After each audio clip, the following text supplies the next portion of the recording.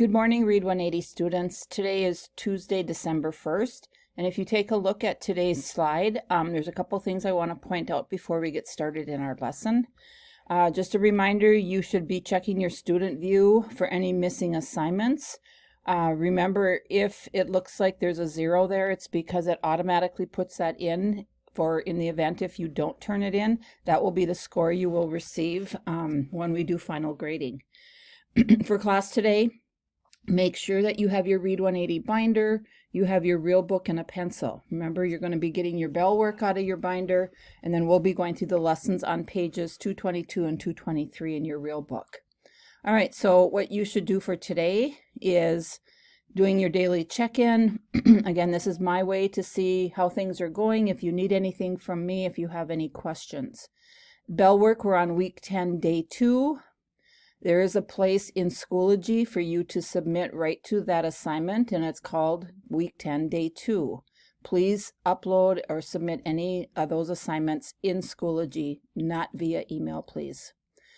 Today's lesson is Workshop 4, is Lesson 18, and we're going to be continuing with our skill lesson on metaphors. Today we'll be talking about extended metaphors. And then the second part of Read 180, you will do your 20 minutes of software and 20 minutes of independent reading. And remember, I'll be checking your software minutes. As for independent reading, I'll be going to your reading log when you submit that on Friday in Schoology. And our learning target for today, it's a continuation of the assignment or the lesson from last Tuesday to determine the figurative or under the surface meaning of words and phrases in a poem. Again, we call that figurative language. It means that it stands or represents something else. It's not literally what it means. Now, just a reminder, we will not be Zooming as a group on Wednesday. Tomorrow is a flex day. But we will be Zooming on Thursday and Friday. Make sure you join by 8:30, please, because we will get started. For those who are prompt and ready to go, we will begin. Now, midterm is December 9th. That is in about a week. Again, you want to make sure that you get all of your assignments in, because once we hit midterm, then those previous assignments up to that date will become zeros. They're starting to be too late for you to submit. All right, so let's go ahead and start with our Workshop 4.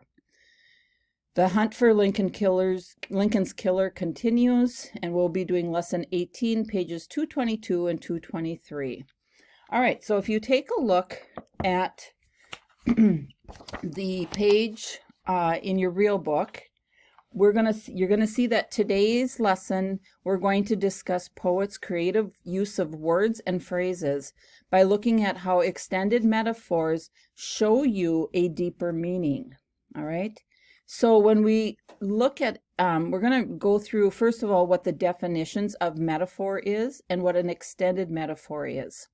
All right. So if you notice at the top in blue, it says a metaphor is a way of identifying one thing as something different. This suggests the two things have similar qualities. So if I use the metaphor, life is a roller coaster, this says that one thing is another. And again, you might hear say life is like a roller coaster. That's not a metaphor. That would be a simile. Again, we want to keep those separate. When you use the words like or as, that would be considered a simile. Now, we're saying that life is a roller coaster. So why might a writer use this metaphor instead of saying life is thrilling and scary? So I want you to think about that. So maybe if you have thought about it, and this is an interesting way to express an idea. It makes the reader, hopefully you pictured a roller coaster to understand that idea. So if you've ever been on a roller coaster and you can say life is a roller coaster, that gives you a little bit deeper meaning than just saying it's thrilling and scary. Now, an extended metaphor, let's take a look at that definition. An extended metaphor is a comparison between two unlike things that continues throughout lines in a poem or sentences in a paragraph.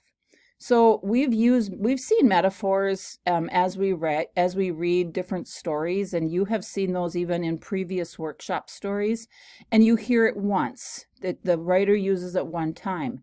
Now, an extended metaphor, it's going to keep going over those many sentences.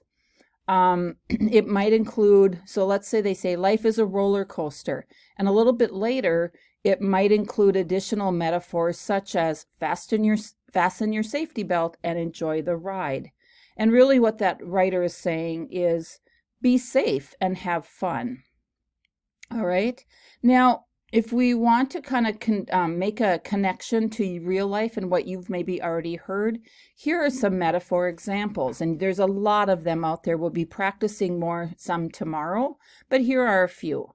Heart of gold, raining cats and dogs, sweet dreams, it was a breeze. And you'll notice it uses the word was, so it was a breeze, not like a breeze. Broken-hearted, time flies, that's music to my ears. It is a pain in the neck. And again, these are phrases that are used metaphorically. They're not literal, they're not actual, but it still gives you that understanding of what they're saying. So when they say it is a pain in the neck, we know that it's painful because we've experienced that pain, but it's literally not a pain in your neck. Okay, so when we kind of keep going through here, we're going to go back to our story before we do the discuss meaning. And so when you look at the metaphor, life is a roller coaster, things that are being discussed here are life and a roller coaster. And some shared qualities would be it's thrilling, it's scary, it includes ups and downs. Now, in an extended metaphor, you'll see there is a lot more to this. So when we see, instead of saying life is a roller coaster, here's an example of an extended metaphor. My mom once told me life is a roller coaster. Sometimes it's thrilling and sometimes scary. There are ups and downs with high points and low points. But the best thing to do is fasten your safety belt and enjoy the ride. Now you'll notice that the first line contains a metaphor and your last line contains the metaphor, the two that we talked about, such as fasten your safety belt and enjoy the ride. And that's what they're saying there is be safe and have fun. So here's your explanation. The metaphor compares a roller coaster with life. And so we saw that in the on the other column where it said things being discussed. Those are the two things that we're talking about. Depending on what is happening in his life, people may feel excited or nervous. The ups are good times and the downs are bad times. Rides often have seatbelts to keep riders safe, so they can have fun. So this metaphor suggests life can also be fun. So what I'm going to have you do next is we're going to discuss the meeting and we're going to summarize the speaker's message. So if we look here, we read the poem, "O Captain, My Captain."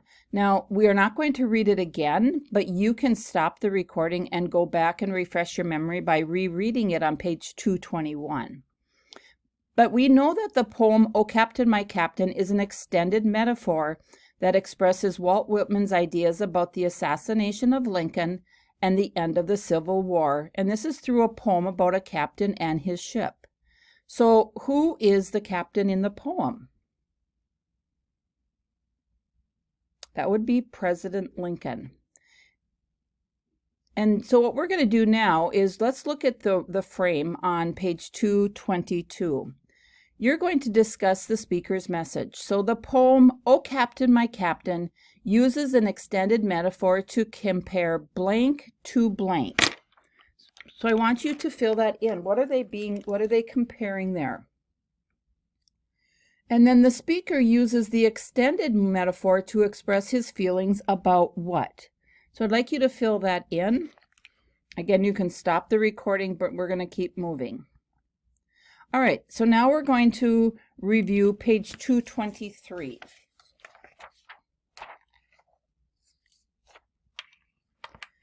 So I want you to remember what you learned about the Civil War and Whitman's feelings about President Lincoln to help you identify this meaning, to identify meanings of different places in the text.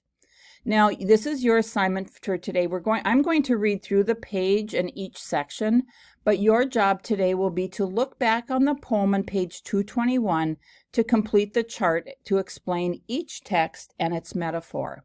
And you'll notice that it'll refer you to specific lines in the poem. So just go ahead. You don't have to read the whole poem.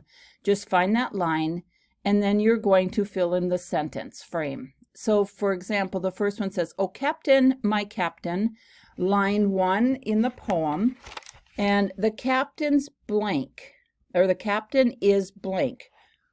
Who is the captain that they're talking about? And then here's your clue. He led the country as a captain leads a voyage. There's your metaphor. So the captain is Lincoln, or President Lincoln, Abraham Lincoln, and the metaphor is he, meaning President Lincoln, led the country as a captain leads a voyage, as a captain leads his ship. All right, your next text, our fearful trip is done, line 1, and the fearful trip is blank. I'd like you to fill that in. And it was a dangerous, frightening time. So you're thinking of an event here. So the fearful trip, it's not the actual trip, but what trip, that event or that frightening time is going on. What are they referring to here? The next one, the ship has weathered every wreck. That's line 2. And the ship is anchored safe and sound. That's line 19. So the ship is what? So again, what is this? It's not literally a ship, but the ship is being compared to what? And the country was, this is the metaphor, the country was moving through a very challenging and turbulent experience. And turbulent means really rough. It's kind of like if you think about a plane ride and there's turbulent, it's a turbulent ride. It's moving it around. It's rocky. All right. So the ship is what? Fill that one in. And then the prize we sought is won, line 2. The prize is the end of blank and the preservation of what? And this says the metaphor is the war ended and the nation remained together. So what is the prize? Metaphorically, what are they comparing the two? The prize is the end of blank and the preservation of what? So again, what kind of the war? So think about that. And the nation remained together. Now your challenge is to go back to the poem on page 221 and you can find your own metaphor. So you'll write the text, the line where you found it, and then explain the metaphor. So find the metaphor, what line did you see it in, and what does it mean? That's your challenge, okay? Now, if you are stuck, if you have gotten to this slide and you are stuck, or you finish the page and you can compare your answers. So here are responses if you need more guidance and support. Now, the last slide I want you to look at is reminder of your tasks for today. Again, just kind of checking it off, your daily check in Schoology, your bell work, week 10, day 2, lesson 18, which we just did. Again, take one picture, submit it to Schoology. And my suggestion is once you finish it, just take your picture and get it submitted. Don't wait till the end of the day or tomorrow to do that. And then again, remember 20 minutes of software is required, and independent reading from your book, the 20 minutes, and then a summary in your reading log.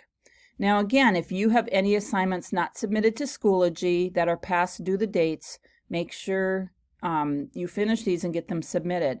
However, anything more than 2 weeks late, you will not be able to submit or find in Schoology any longer.